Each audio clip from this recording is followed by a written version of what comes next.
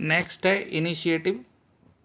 Initiative में क्या है, इनिशिएट मतलब कोई आप नया स्टार्टअप, जो भी आपकी ऑर्गेनाइजेशन है उसमें कोई न्यू चेंजेस होने हैं, ठीक है, या आप कोई प्रोडक्ट बना रहे हैं उसमें कोई डिज़ाइन में चेंजेस होने हैं, आप चाहते हैं कि कोई नया इसमें चेंज किया जाए, तो उसके लिए इनिशिएट आपको खुद लेना होगा, ठीक है, क्योंकि आप जो है ऑनर हैं, तो बाकी स्टाफ जो है वो आपको ही फॉलो करने वाला है, ठीक है। तो इसलिए आपका इनिशिएटिव होना बहुत ज़रूरी है कि आप कोई काम करना चाहते हैं तो आप उससे स्टार्ट कीजिए, बाकी लोग आपको फॉलो करेंगे, ठीक है। नेक्स्ट है डिसीजन मेकिंग। अब देखिए शॉर्ट क्या कहते हैं क्वालिटीज़ हैं जिनको ज़्यादा एक्सप्लेन करने की ज़रूरत नहीं है, आप खुद ही समझ सकते हैं, बच्चा इतना जानता ही है कि डिसीजन मेकिंग पावर स्ट्रांग होनी चाहिए, है ना। गोल ओरिएंटेड होना चाहिए। गोल ओरिएंटेड का मतलब आपका जो कोई टारगेट है और उस टारगेट के लिए आप काम कर रहे हैं, ठीक है, तो इस तरीके से काम करते हैं तो एक पूरा अप्रोच दिखाई देता है कि हाँ बंदा जो है वो सही डायरेक्शन में जा रहा है। इनोवेशन, ये भी पहले आ चुका है कि इनोवेटिव होना चाहिए। इंडिपेंडेंस होना चाहिए, इंडिपेंडेंस होता ही है कि भाई इंडिपेंडेंस वाली क्वालिटीज़ उसके अंदर होनी चाहिए, है ना। ये इंडिपेंडेंस वाली बात कहाँ से आती है, अब ये वही वाला एग्जाम्पल ले लेते हैं जैसा भी पीछे हम डिस्कस कर रहे थे कि जब आप इंडस्ट्री में काम कर रहे होते हैं एज अ एम्प्लॉई, तो आप इतने इंडिपेंडेंट नहीं होते, आप सिर्फ ऑर्डर्स फॉलो कर रहे होते हैं अपनी इंडस्ट्री के, अपने ऑनर के, है ना। तो जिस बंदे के अंदर ये क्वालिटी है यार कि मैं ऑर्डर नहीं फॉलो करना चाहता, कुछ ऐसा हो कि मैं कुछ बंदों को ऑर्डर दूँ, अपनी ऑर्गेनाइजेशन हो, मेरे अंदर लोग काम करें, मतलब मेरे अंडर कुछ लोग काम करें, तो ऐसी थिंकिंग जिसके अंदर होगी वही तो एंटरप्रेन्योर बन पाएगा, ठीक है। तो आपके अंदर वो इंडिपेंडेंट वाली जो थिंकिंग है वो आनी चाहिए अगर आपको एंटरप्रेन्योर बनना है तो, ठीक है। इमेजिनेटिव, इमेजिन करने की आपके अंदर कैपेबिलिटी होनी चाहिए, ये भी अब समझ में आ रहा है। शार्प मेमोरी तेज होनी चाहिए, मैच्योरिटी होनी चाहिए।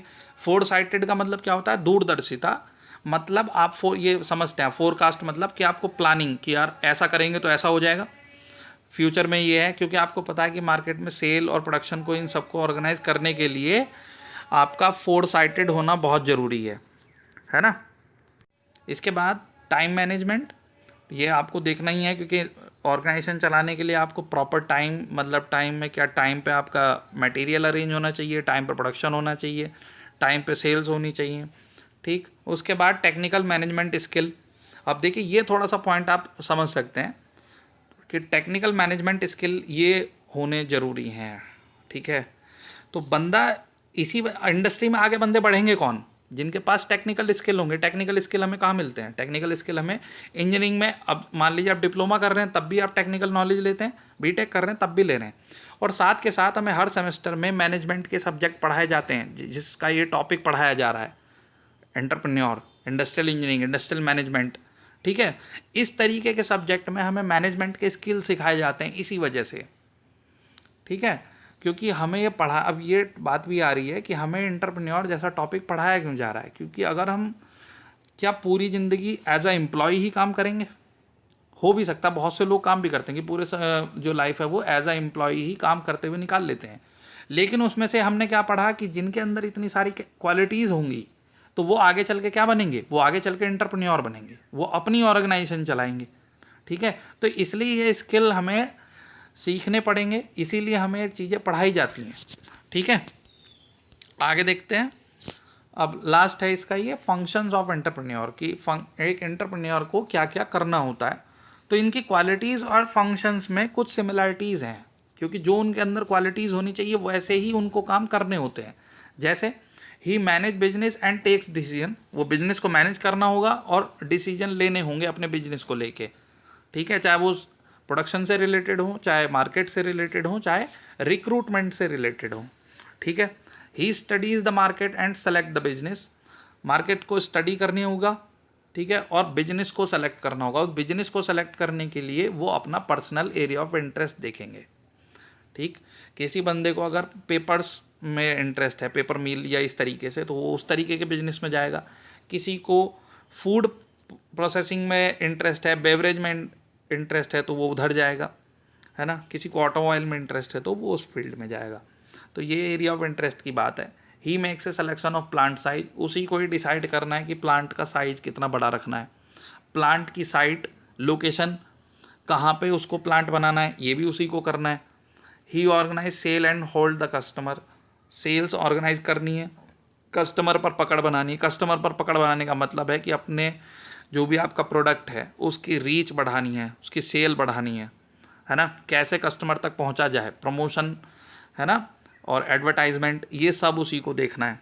ही प्रमोट्स न्यू इन्वेंशन, अपने प्रोडक्ट में नए इन्वेंशन करना, ठीक है, या कोई न्यू टेक्नोलॉजी की तरफ काम करना, ये भी उसी का ही काम है। उसके बाद he coordinate different factors of production. तो प्रोडक्शन ये पहले डिस्कस हो चुका है कि प्रोडक्शन के जो भी फैक्टर्स होते हैं, तो भाई मशीनरी हो या कौन सी मशीन यूज़ करनी है, मेथड यूज़ करने, ये उसी को ही कोऑर्डिनेट करना है उस बारे में। रॉ मटेरियल, मशीन फाइनेंस, ये उसी को अरेंज करने हैं। लेबर कैसे रखनी है, क्या सैलरी देनी है, क्या क्वालिफिकेशन रखनी है, ये उसी को अरेंज करना है। उसके बाद ही deals with government department such as sale tax, labour tax, ETC। तो इसमें भी यही चीज़ है कि जब आप ऑर्गेनाइजेशन चलाएंगे तो आपकी जो भी सेल टैक्स होगा वहाँ पे वो जमा करने पड़ेंगे, पॉल्यूशन के क्लियरेंस होते हैं वो आपको लेने होंगे। तो ये गवर्नमेंट डिपार्टमेंट से जो क्लियरेंस लेने होते हैं, लेबर डिपार्टमेंट, ठीक है, तो ये जो क्लियरेंस ले रहे होंगे ये भी आपको ही डील करना होगा, ठीक, क्योंकि आप ऑर्गेनाइजेशन चला रहे हैं तो गवर्नमेंट के नॉर्म्स के हिसाब से ही आपको चलाना होता है। जो सर्टिफिकेशन लेने वो सर्टिफिकेशन लेने पड़ेंगे, ठीक है। तो इसलिए इन सब चीज़ों की नॉलेज होना बहुत ज़रूरी है। उसके बाद ही डिसाइड प्राइसिंग पॉलिसीज़, जो आप प्रोडक्ट बनाएंगे उसके क्या प्राइसेस रखने हैं, क्या पॉलिसी डिसाइड करनी है, वो आपके ऊपर है। और ही डिस्ट्रीब्यूट्स वेजेस ऑफ लेबर, जो सैलरी बांटेंगे आप बांटें या आपका जो भी HR रखेंगे वो बांटेगा, तो वो रिस्पॉन्सिबिलिटी भी आपके ऊपर ही है। तो ये कुछ फंक्शंस हैं एंटरप्रेन्योर के जो जो उनको करने होते हैं, ठीक है। उम्मीद है बच्चों आपको टॉपिक समझ में आ गया होगा। इतना मुश्किल नहीं है लेकिन थोड़ा इंटरेस्टिंग है, क्योंकि एक कर्मचारी से लेके एक मालिक बनने तक का जो सफ़र है वो इस टॉपिक में है, ठीक है। और ये हमें डिप्लोमा में पढ़ाया ही इसलिए जाता है कि बंदा पूरी जो है लाइफ सिर्फ जॉब ही ना करता रहे, जिसके अंदर कैपेबिलिटीज़ हैं, जिसके अंदर क्वालिटीज़ हैं, वो आगे चल के एंटरप्रेन्योर बने, अपना बिजनेस स्टार्ट करे और लोगों को भी एम्प्लॉयमेंट दे, ठीक है। तो आज की क्लास को एंड करते हैं बच्चों। क्लास पसंद आई हो तो लाइक कर देना, और जो चैनल पर नए हो सब्सक्राइब कर लें। मिलेंगे नए क्लास में नए टॉपिक के साथ, तब तक पढ़ते रहिए, खुश रहिए।